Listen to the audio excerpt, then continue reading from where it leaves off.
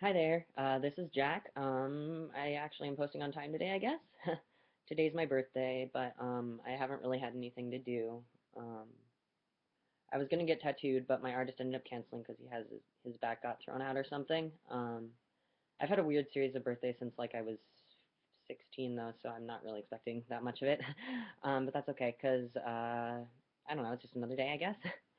Um, so this week's topic is feeling alone. The first point was, have you ever felt isolated because you're trans? Um, I've dealt with feeling alone a lot in my transition. Right when I started T and started my actual physical transition, my fiance left me. Um, and since she kind of took the entire support network I had with me mainly, um, so I had a lot of friends who were okay with the transition, I guess, but they weren't like able to be a good support for it because they weren't able to understand a lot of the stuff like dysphoria and stuff. Have struggled significantly with finding a trans network here. It's gotten better in the last 6 months to a year or so, but for a long time, I felt very, very isolated because there's quite a bit of an LGBTQ community in North County, San Diego, but there's not really a T community. The only trans people I knew were already post-op, pretty far along in their transitions. So and they weren't very friendly, so they weren't really like people to talk to or get actual support from. So isolated because of being trans. I feel like I've kind of also felt isolated in being trans in some ways, in that it's the queer community was okay with me being a lesbian. They weren't okay with me being trans, I guess. They've gotten a lot better about it, but for a while the community kind of shut off from me and my fiance, but then she left, so that doesn't really matter. But we had gone from being a gay couple to being a straight couple. So I guess it was kind of a threat or something. But the community has improved significantly since that time period, and has gotten the community in San Diego has gotten a ton more queer friendly and trans friendly as well. Um, how do I handle feeling alone like that? How I handled that is I started Gender Center Project, and I reached out to the twins. Um, I had to form connections with people because I had none. Um, Suggestions on how to build relationships and support networks. This kind of ties into that. What I did is, if you like, I use the internet for a lot of things, which is good and bad. It's bad because there's quite a bit of misinformation, and also on the Tumblr community specifically, there's a lot of like inner community anger and bashing between even like trans people. I'm sure everyone has seen some of that online. But basically, on building relationships with people, I found that it was most helpful to, I'm not sure how to say, like I basically I reached out for other people because I wanted to provide the support that I never have had really, I guess.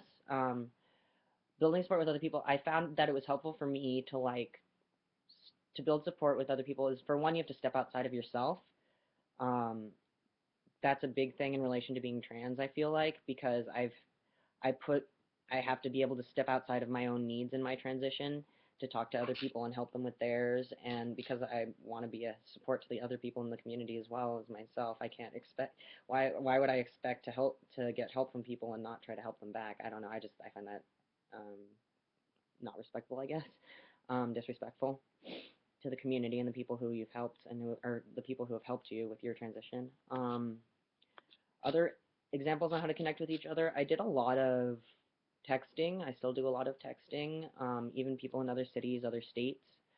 I found that that was a really helpful way to make connections with people, because even when I felt alone, I could text someone and be like, hey, I'm feeling dysphoric, I'm feeling sad. And these people understood. Even if they weren't physically there, they understand and they can help me. And sometimes that's better, I guess, because they aren't involved in the drama that's going on in my world here. Um, Building support systems. Building support systems, one of the most important things is making sure the people in it are trustworthy and reliable. I've struggled to build one for myself because uh, my mother is part of mine, I guess, but I've struggled to find consistent people to rely on. My best friend Laura is definitely a huge part of my support system. She's coming with me to surgery, which, by the way, is set for January 21st. Yay. I just have to go off medications for like 2 months, so I'm a little bit afraid for that. But let's see. Building support systems, you have to kind of like test people over time, I guess, not like actually test them like here is a challenge, let me see if you support me through this. But I mean like along the lines of, for example, when bad things happen to you, who comes to support you, who comes to your aid, who comes to like help you pick yourself back up. Obviously, you can't rely on other people to do everything for you, but it's good to be able to at least trust other people enough to like allow them to prove to you that whether they're good friends or not and whether they'd be good support system people or not. Like I've had friends who have eventually I thought were good people and would be great supports me and they ended up screwing me over quite a bit. So before you trust someone and rely on them completely, make sure that you've spent enough time with them.